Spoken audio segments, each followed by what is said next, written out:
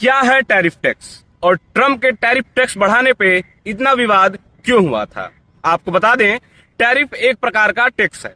जैसे कोई सामान दूसरे देश में जाता है तो वहां की सरकार उस सामान पे कुछ एक्स्ट्रा चार्ज लगाती है, जिसे हम टैरिफ टैक्स कहते हैं।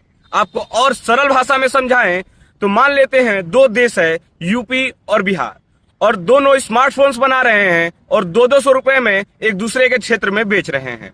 लेकिन यूपी के पास कुछ ऐसी टेक्नोलॉजी आ जाती है जिससे वो उस मोबाइल फोन को 100 रुपए में ही बेचने लगता है, जिससे बिहार का लोकल इंडस्ट्री है वो डिस्टर्ब हो जाता है और उनके सामान कम बिकते हैं।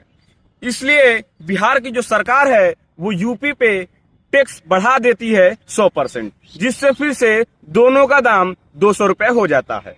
लेकिन टैरिफ टैक्स बढ़ाया क्यों जाता है? इसके बहुत सारे कारण हैं। पहला कारण है कि सामने वाले देश पे दबाव बनाने के लिए टैरिफ टैक्स बढ़ाया जाता है। दूसरा कारण है अपने लोकल इंडस्ट्रीज को बचाने के लिए और उनको बढ़ावा देने के लिए टैरिफ टैक्स बढ़ा दिया जाता है।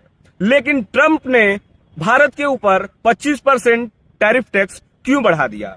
देखिए, जिस दिन ट्रम्प प्रेसिडेंट बने उसी दिन पहले दिन उन्होंने भारत पर 25% और भी अन्य कई देशों पर टैक्स को बढ़ा दिया। कारण ये था कि ट्रम्प का मानना है कि भारत अमेरिकी सामानों पर बहुत ज्यादा टैक्स लगाता है, इसीलिए वो बदले में भारत पर भी टैक्स बढ़ा दिया, जिसको रेसिप्रोकल टैरिफ भी कहते हैं। और अपने लोकल मार्केट्स को बचाने के लिए भी ट्रम्प ने ऐसा किया।